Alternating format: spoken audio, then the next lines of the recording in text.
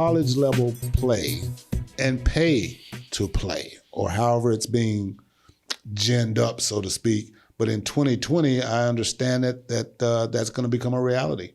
Well, it should be. It's only about 150 years behind. Only 150. What about the team building aspects and the building of character? That no longer applies? Or? Well, it does. Matter of fact, that ought to enforce more team building.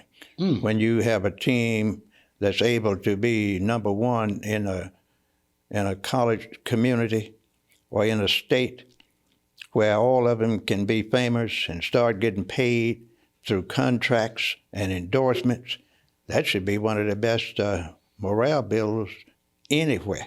Well, how will that work with television contracts and the percentages of all the merchandising and so forth and so on, the trademarks and all of that?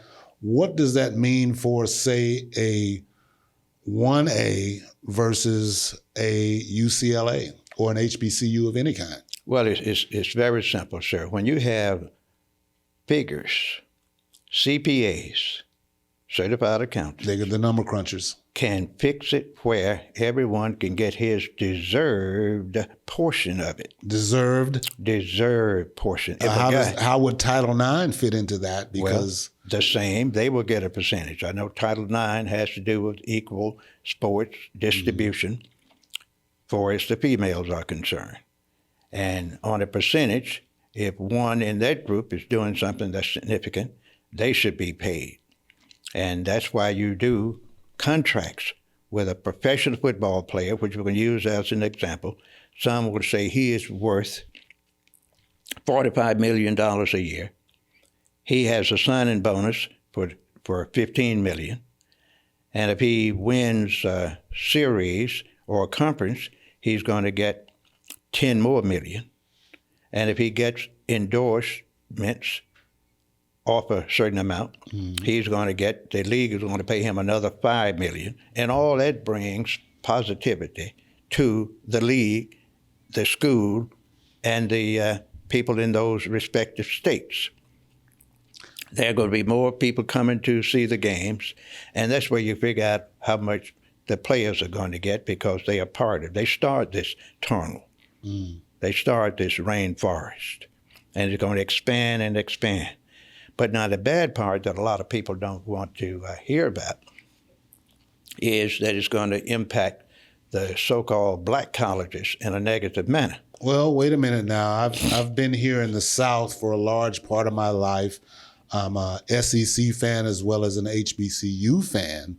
But a lot of people believe, in fact, that this talent drain from HBCUs into the SEC pretty much on the field makes SEC HBCUs, or SWAC for that matter, more directly. Well, that's partially true. But see, the thing is, even the good players at the black colleges that are not in a position right now to go to the elite colleges because of education requirements and other things, going to be able to move into those areas if they are superheroes in basketball and football. The deal is now, and it's already being done, you don't need to be good academically to play for these big-time universities. Well, there's always a fixer. They do have those. And all they that. have the boosters there. Well, will the boosters have as much credibility in what their function has been, and sometimes illegally, outside of NCAA rules and regulations? People are getting popped all the time for providing some of this material assistance in cars, homes for the moms and pops of the players and so forth. Is that going to be even a factor now? Will that go away? No, it's not going to go away. That's not going to ever With go away. all that TV contract money and endorsements? No, that should be more money for the ruling elite. See, the more money you can make, the more you want. Now, these boosters are going to go to these colleges and universities whenever a good player pop up. Let's use, let's say, Bolton University is a small black college in Alabama. And for some reason, they end up with a guy that can make 40 points a game in basketball. Okay. He will not be at that school but one semester. once he makes that He'll 40, be snatched up, drafted. he's going to be drafted. Or just literally like pulling teeth. He's going to be encouraged to leave that school. His parents is going to support him. His friends are going to support him.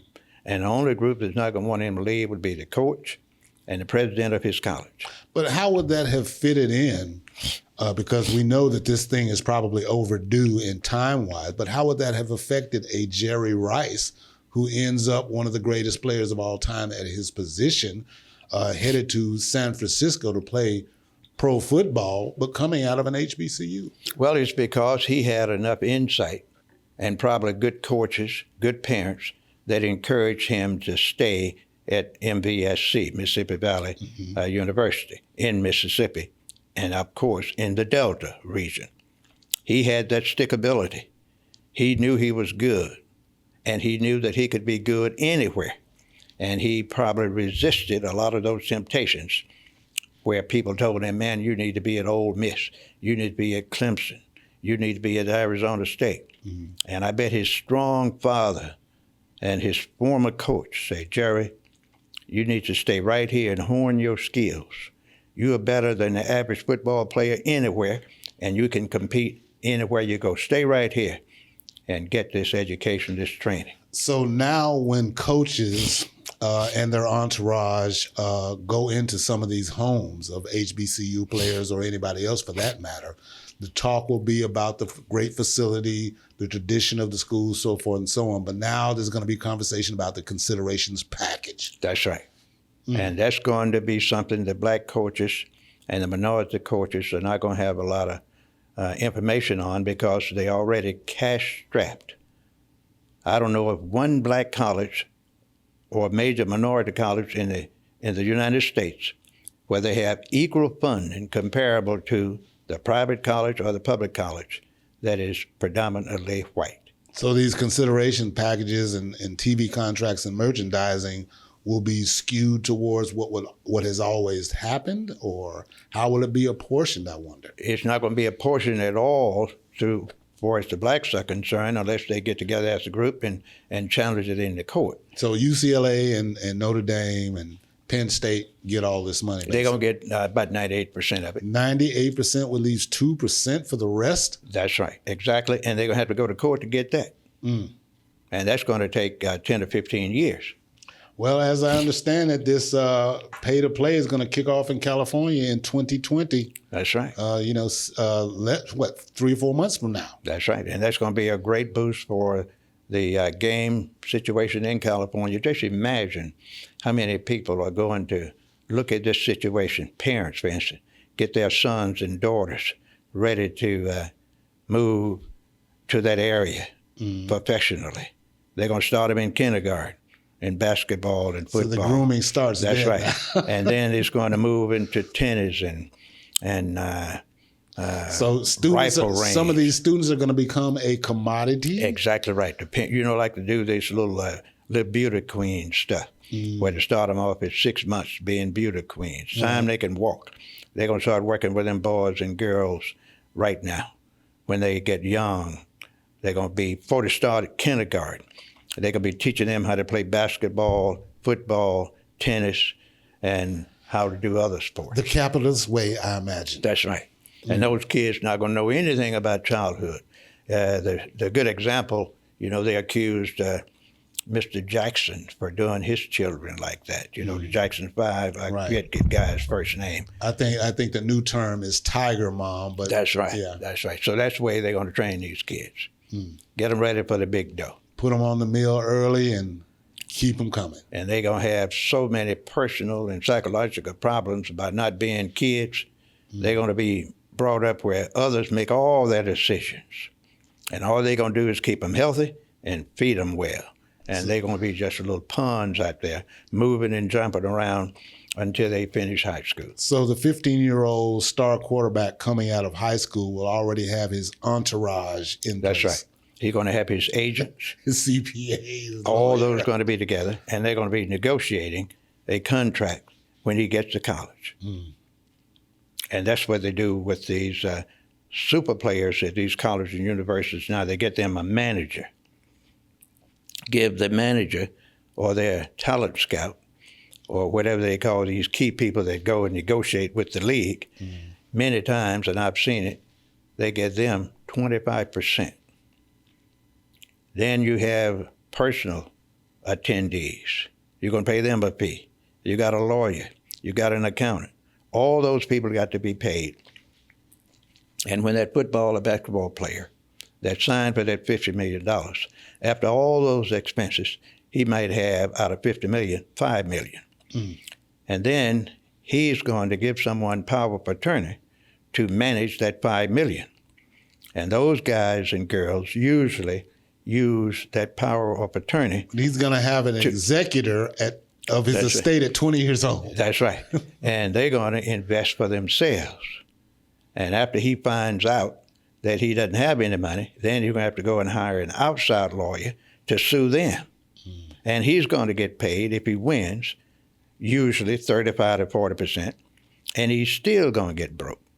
And then if he wins at the end, out of that $50 million, end up with a couple of $100,000, he's then going to go and pretend he's going to be a businessman, and the first thing he's going to do is open up a club so they can play music and dance. Well, aren't they way past that now? They should be opening up franchises. They should, but only a few do that. One might be Magic Johnson and a few others, but the other's going to go home after they divorce their first wife and after their second wife leave them to their mothers, their aunts, and grandmothers. And they're going to pay child support as long as they have a little money. They're not going to be able to work because the physical situation is going to be so bad. They're going to be mentally impaired. And when they get between 45 and 65, they're going to be totally disabled. Top to bottom, inside and out. That's right. They'd run them through the capitalist ringer. That's right. And all you got is your pound of flesh. That's all you got. And it's not in good shape. And then the people that made all the money from you and with you going to abandon you and say, we're going to review your situation, and when we find out how much you're worth, we're going to give it to you. And then they're going to play that wait to die game. They do a lot of people that way. A living, breathing annuity for some people. That's right. So as long as you're alive, we're going to do our best not to give you anything. So our commodity, I think they'll be.